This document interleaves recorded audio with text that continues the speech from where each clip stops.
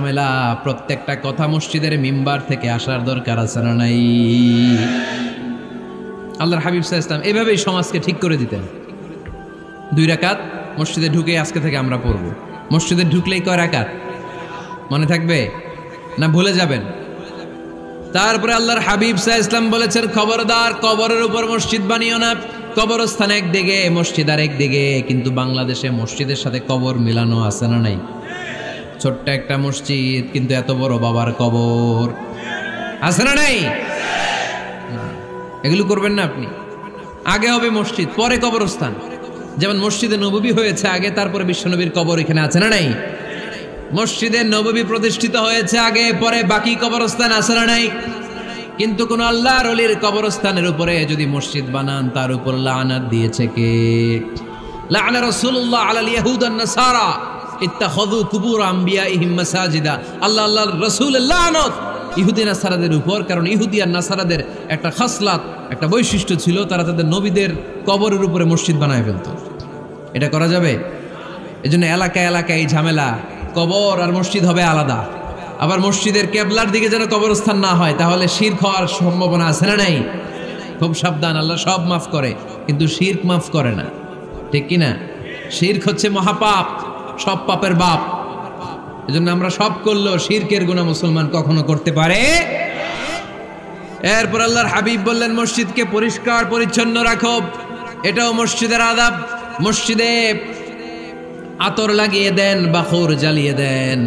আপনাদের এই এলাকার মধ্যে তো বাখুরের অভাব নাই, আগরের অভাব নাই, ঠিক কিনা? গতকাল প্রোগ্রাম ছিল কই? সুজানগর, আগরের রাজধানী। আগর চিনেননি আপনারা? হ্যাঁ, এই যে দেহনেল উদ পারফিউম, আপনাদের এই যে মাহাতাব সাহেবের আল হারামাইন, এরপরে যে আজমল কোম্পানি, এও আপনাদের এই মৌলভীবাজার এলাকার। এরকম অনেক কোম্পানি আছে দুবাই ভিত্তিক, গোটা বিশ্বে ওনারা ব্র্যান্ডিং করেছে। এগুলোর র ম্যাটেরিয়াল, কাঁচামাল যায় হচ্ছে আপনাদের মৌলভীবাজার থেকে। সম্মানিত ভাইয়েরা, মসজিদ পরিষ্কার পরিচ্ছন্ন রাখবেন, এই বাখুর জ্বালাবেন, দেহনেল উদ এই পারফিউমগুলো ছড়িয়ে দিবেন। মসজিদের মধ্যে অনেক মসজিদে দুর্গন্ধ আছে না নাই? এই কার্পেটের মধ্যে ময়লা, পরিষ্কার করে না। আল্লাহর হাবিব সাল্লাল্লাহু আলাইহি ওয়াসাল্লাম বলেছেন, খবরদার। আম্মা জান আয়েশা বর্ণনা করেন, আমার রাসূলুল্লাহ সাল্লাল্লাহু আলাইহি ওয়াসাল্লাম বিবিনাইল মসজিদ ফি দুয়ার ওয়া আন তুতাইয়াবা ওয়া তুনাযাফ। আমরা যেন এলাকা এলাকায় মসজিদ বানাই, মসজিদগুলোকে যেন পারফিউম দিয়ে, আতর দিয়ে সুগন্ধময় করে দেয়। বিশ্বনবী আদেশ করেছেন, সুবহানাল্লাহ পড়েন। এজন্য কোনো অপরিচ্ছন্ন মসজিদ থাকতে পারবে না। মসজিদের পাশ দিয়ে গেলে আতরের ঘ্রাণে আমোদ হয়ে লোকজন যেন বুঝতে পারে এটা আল্লাহর ঘর, মসজিদ। চিল্লায় বলেন ঠিক কি না? এরপর আল্লাহর হাবিব সাল্লাল্লাহু আলাইহি ওয়াসাল্লাম বলেছেন, মসজিদের আরেকটা আদব হলো মসজিদকে অতিমাত্রায় ডিজাইন না করা। বেশি ডিজাইন করা যাবে না। এমন ডিজাইন করা যাবে না যে এটা মসজিদ বোঝাই যায় না। এত লাইটিং ফাইটিং করে, এটা কি মসজিদ না কমিউনিটি সেন্টার বোঝাই যায় না? আছে না নাই? আছে। এরকম যেন আমরা না করি সম্মানিত ভাইয়েরা। বিশেষ করে মসজিদের সামনের দেয়ালে। কোন দেয়ালে? সামনের দেয়ালটা, কেবলার দিকে যেই দেয়াল, এই দেয়ালটা হতে হবে ফ্রেশ, যাতে করে মানুষের দৃষ্টি আকর্ষণ না করে।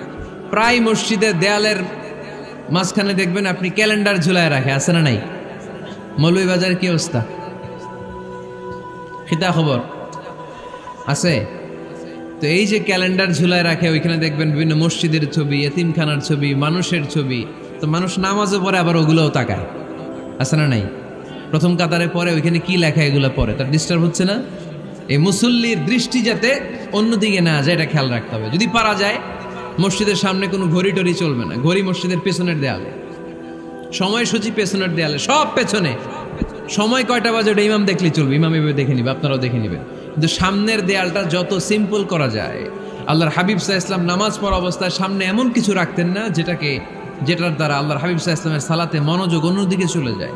আমরা যখন সালাত পড়ি, যদি অন্যদিকে তাকাই, ফেরেশতার মাধ্যমে আল্লাহ একটা ডাক দেয়, বলে আকবিল, এই বান্দা ফিরে আয়, তোর নজর থাকা দরকার সেজদার জায়গায়, ফিরে আয়।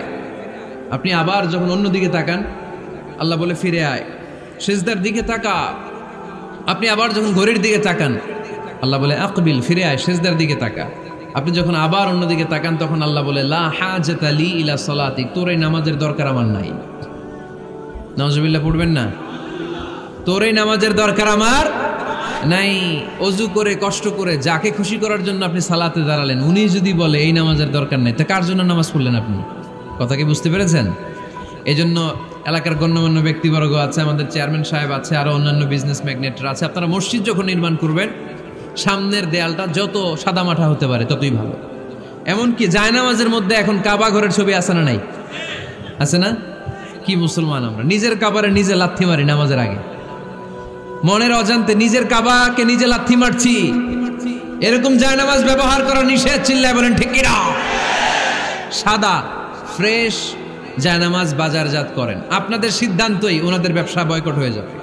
আপনারা যদি এখন থেকে মসজিদের মিনারা আর কাবা ঘরের যে প্রতিকৃতি বা ছবি, এরকম ছবি সম্বলিত জায়নামাজ কিনা বন্ধ করে দেন, এদের মার্কেট থাকবে? কথা বলেন। কালকে থেকে আমরা জায়নামাজ কেনার সময় ফ্রেশ জায়নামাজ কিনবো। কোনো মসজিদ, কোনো মিনার, আমাদের কাবা ঘরের ছবি সম্বলিত কোনো জায়নামাজ কিনা যাবে? আওয়াজ করে বলেন যাবে? যাবে না।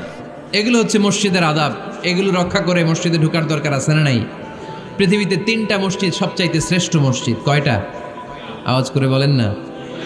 1 নাম্বার মসজিদুল হারাম, ফাওয়াল্লু উজুহাকুম শাতরা, যেখানেই তোমরা নামাজ পড়ো না কেন মসজিদের হারামের দিকে হয়ে নামাজ পড়ো। কেবলা কোন দিকে আজকে?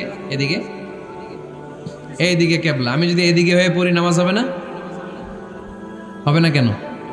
কারণ কেবলামুখী হয়ে নামাজ পড়া ফরজ, চিল্লায় বলেন ঠিক কিনা? মসজিদুল হারাম পৃথিবীর প্রথম মসজিদ, ওখানে একটা ঘর আছে, ঘরটার নাম হলো কাবা। ইন্না আউওয়ালা বাইতিন উদিআ লিন-নাসি লাল্লাযী বিবাক্কাতা মুবারাকা। এই পৃথিবীর প্রথম ঘর, যেই ঘরটা স্থাপিত হয়েছে বাক্কা শহরে। বাক্কা মক্কার আগের নাম, এখন শহরের নাম মক্কা, আগে নাম ছিল কি? সবাই বলেন কি নাম ছিল? বাক্কা। এটা পৃথিবীর আদি ঘর, সব নবীদের পরশধন্য পদধূলিতে এই জায়গাটা বরকতময় হয়েছে। এটা এমন ঘর যেই ঘরের চারদিকে 1 রাকাত নামাজ পড়লে 1 লক্ষ রাকাতের সওয়াব পাওয়া যায়। হজ উমরা করেছেন কে কে দেখি? হজ উমরা করেছেন আপনারা না? মাশাআল্লাহ। আমরা যারা করতে পারি নাই, আল্লাহ তাদেরকেও তৌফিক দাও। আমরা যেন এই কাবা ঘরে যে প্রাণ ভরে সালাত আদায় করতে পারি, আল্লাহ তৌফিক দান করো। আমরা যেন মসজিদে নববীতে যে প্রাণ ভরে সালাত পড়তে পারি, তৌফিক দান করো। আল্লাহর হাবিব সাল্লাল্লাহু আলাইহি ইসলামের কবরের সামনে দাঁড়িয়ে যেন আমরা প্রাণ খুলে মন প্রাণ উজাড় করে বিশ্বনবী সাল্লাল্লাহু আলাইহি ইসলামকে সালাম দিতে পারি, আল্লাহ তৌফিক দান করো। এই কাবা ঘরকে কেন্দ্র করে প্রতিদিন 100টা রহমত নাজিল হয়। আওয়াজ করে বলেন কয়টা? আল্লাহর হাবিব বললেন প্রতিদিন, প্রতিনিয়ত 100টা রহমত নাজিল হতেই থাকে। 60টা রহমত তাদের উপর নাজিল হয় যারা কাবা ঘরের চারদিকে তাওয়াফ করে। 40 লিল মুসাল্লিন, বাকি 40টা নাজিল হয় যারা কাবা ঘরের পাশে নামাজ পড়ে।